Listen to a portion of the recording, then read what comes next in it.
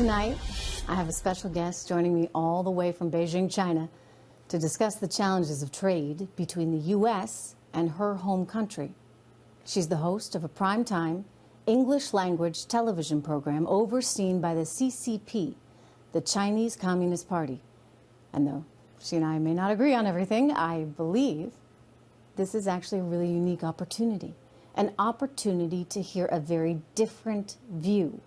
Now, as these trade negotiations stall out, it's helpful to know how the Chinese Communist Party is thinking about trade and about the United States. Now, in the interest of transparency, I should explain that I don't speak for anyone but myself as the host of a Fox Business show. My guest, however, is part of the CCP, and that's fine. As I said, I welcome different perspectives on this show.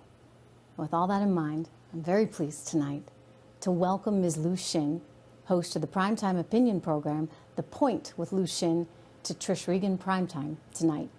Now, just quickly to the viewers, please bear with us as we have a significant time delay in our satellites between Beijing and the U.S. And because of that, we're going to do our very best not to speak over each other. But Xin, welcome. It's good to have you here. Thank you, Trish. Thank you, Trish, for having me. It's a great opportunity for me, unprecedented. I never dreamed that I would have this kind of opportunity to speak to you and to speak to many audiences in ordinary households in the United States. Yeah, it is indeed unprecedented. Which hang on, I need to correct. I need to correct I'm because ask you, I'm going to jump in. I guess our satellites are getting kind of weird. But tell me, forgive me. You are not what? Yeah. Trish, I have to get it straight. I am not a member of the Communist Party of China. This is on the record. So please don't assume that I'm a member, and I don't speak for the Communist Party of China. And I'm here for today. I'm only speaking for myself as Liu Xin, a journalist working for CGTN. So if anybody wants to quote me or anything, please put my name there at least. Okay, appreciate it. What's your current assessment of where the trade talks actually are right now? Do you believe, give me your current assessment of where we are on these trade talks. Do you believe a deal is possible?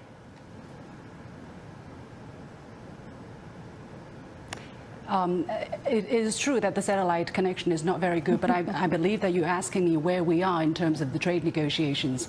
I don't know. I don't have any insider information. What I knew was the talks were not very successful last time they were going on in the United States, and now I think both sides are considering what to go next. But I think the Chinese government has made its position very clear that unless the United States treat the Chinese government, treat the Chinese negotiating team with respect and show the willingness to talk without using outside pressure, there is high possibility that there could be a productive trade deal. Otherwise, I think we might be facing a prolonged period of problems for both sides. And I would stress that trade wars are never good.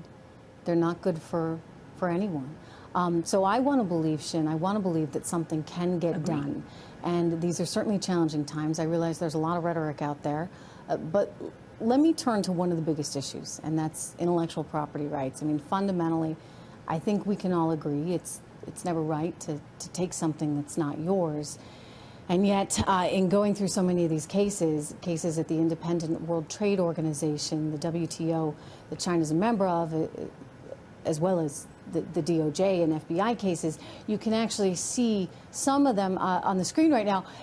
There's evidence there that China has stolen enormous amounts of intellectual property, hundreds of billions of dollars worth. Now, that's a lot of money, but truly, I guess we shouldn't really care if it's hundreds of billions of dollars or just 50 cents.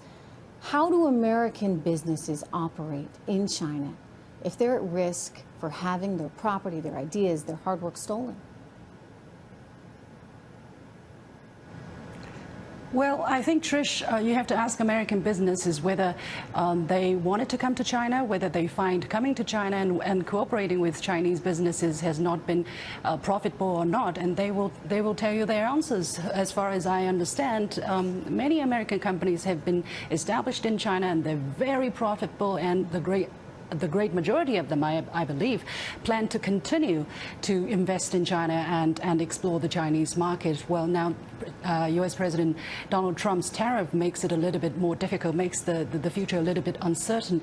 I do not deny that there are IP infringement, there are copyright issues, or there are piracy, or even theft of commercial secrets. I think that is something that has to be dealt with, and I think the Chinese government and the Chinese people, and me as an individual, I think there's a consensus, because without the protection of IP right, nobody, no country, no individual can be stronger, can develop itself. So I think that is a very clear consensus among the Chinese society. And of course, there are cases where individuals, where companies go and steal, and I think that's a common practice probably in every part of the world. And there are companies in the United States who sue each other all the time over infringement on IP rights. And you can't say, simply because these cases are happening, that America is stealing, or China is stealing, or the Chinese people are stealing. And basically that's the reason why I wrote that rebuttal, because I think this kind of blanket statement is really not helpful, really not helpful. Well, it's not just a statement, it's multiple reports, including evidence from the WTO. But let me ask you about Huawei, because that's certainly in the headlines right now. Sure, I don't deny those. No, I don't deny those. Right, I mean, look, I think, as I said, we can all agree that if you're going to do business with someone, it has to be based on trust. And you don't want anyone stealing your valuable information that you've spent decades working on. Anyway, no. China passed a law in 2017 requiring tech companies to work with the military and the government. So it's not just individual companies, right, that might be getting access to this technology. It's the government itself, which is an interesting nuance. But I get that China is upset that Huawei is not being welcomed into the U.S. markets. I totally get it. So let me just ask you this. It's an interesting way to think about it. I think, what if we said, hey, sure, Huawei, come on in. But here's the deal. You must share all those incredible technological advances that you've been working on. You got to share it with us. Would that be okay? I think it is, if it is through cooperation, if it is through mutual learning, if it is through, if you pay for the use of this IP, of this high technology, I think it's absolutely fine. Why not? We all prosper because we learn from each other. I learned English because I had American teachers. I learned English because I had American friends. I still learn how to do journalism because I have American copy editors or editors. So I think that's fine so long as it is not illegal. I think everybody should do that, and that's how you get better, right? But you mentioned something pretty important, which is that you should pay for the acquisition of that. And, look, I think that the liberalized economic world in which we live has valued intellectual property, and it's governed by a set of laws. And so we all need to kind of play by the rules and play by those laws if we're going to have that kind of trust between each other. But I think you bring up some good points. Let me turn to China right now, which is now, wow, the second largest economy. At what point will China decide to abandon its developing nation status and, well, stop borrowing from the World Bank?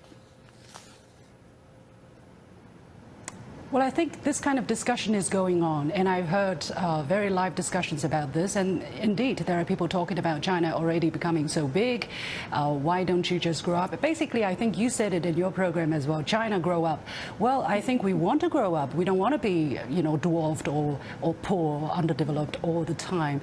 But it depends on how you define developing country, right? If you look at China's overall size, the overall size of the Chinese economy, yes, we are very big, the world's #1. But don't forget, we have 1.4 billion people. That is over 3 times the population of the United States. So if you divide the second largest overall economy in the world, basically when it comes down to per capita GDP, we're I think less than 1/6 of that of the United States, and even less than some other more developed countries in Europe. So you tell me, where should we put ourselves?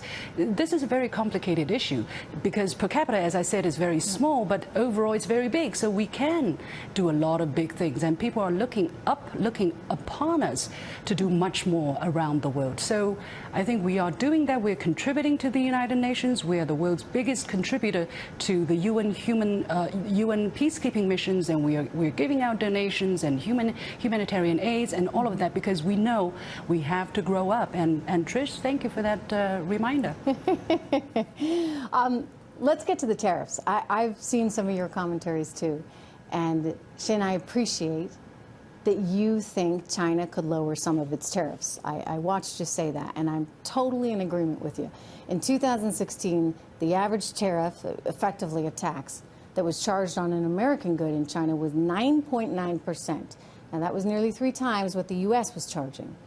So what do you say about this? What do you think about saying, hey, you know, to heck with these tariffs, let's get rid of them altogether? Would that work? I think that would be a wonderful idea.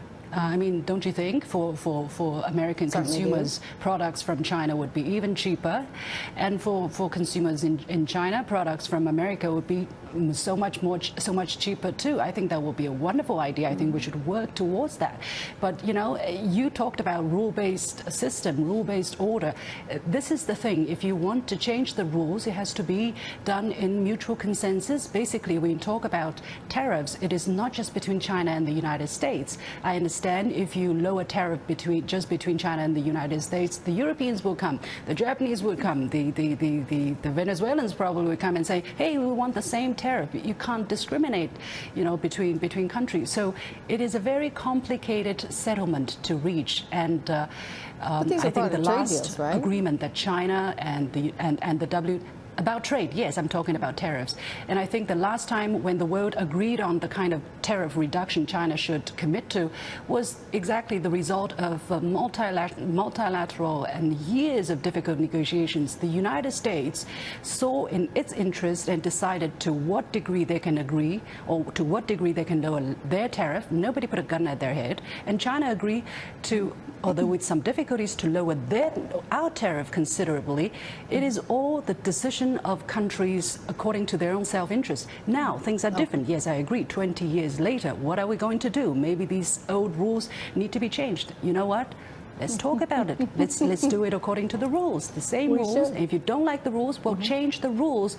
But again, it has to be a multinational, a multilateral decision I process. would just say, you know, you can go back to the trade agreement of 1974, Section 301. There is a rule that enables the United States to use tariffs to try and influence the behavior of China should it be stealing our intellectual property. And that, I think, in some ways is part of what this all comes back to, and it's this sense of trust.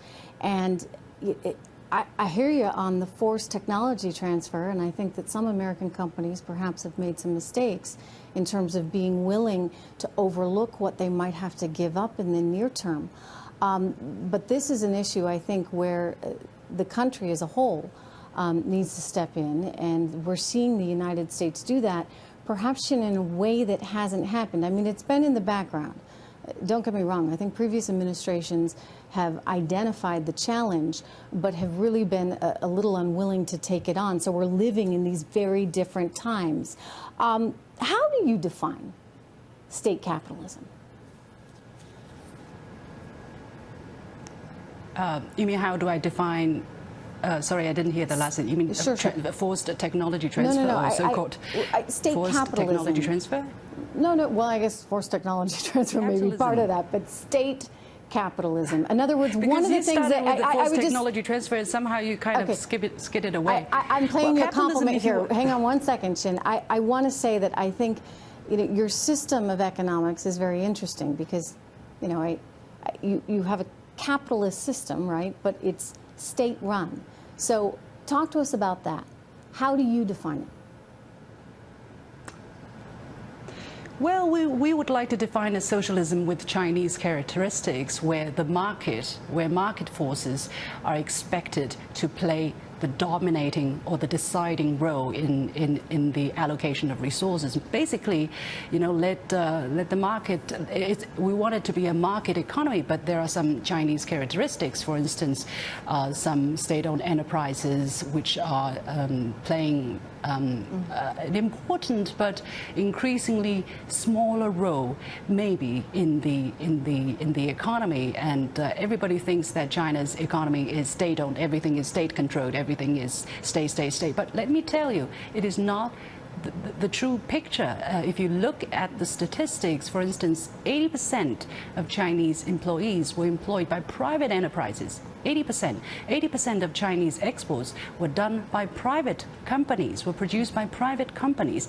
About 65% of technological innovation were carried out by private enterprises. The largest, some of the largest companies that affect our life, for instance, some internet companies or some 5G technology companies, they are private companies. So we are, yes, a socialist economy with Chinese characteristics, but it's, you know, not everything state-controlled, state-run. It's not like that. We are actually quite mixed and very dynamic and actually very, very open as well. Well, I think you need to probably keep being open. I think that you know, as a free trade person myself, I think that's the direction to pursue. And ultimately, that leads to greater economic prosperity for you and better economic prosperity for us. And so then you get a win-win. But absolutely. This was interesting. I appreciate you being here. Thank you. Thank you. Thank you so much. If you want to have a discussion in the future, we can do that. If you want to come to China, I'd love it. You're welcome, and I'll take you around. Thank you, Trish, for the opportunity. Thank you so much. Okay. You know, look, I would just say, as I told Xin, no one wants a trade war. But we have to think long and hard about the right next steps.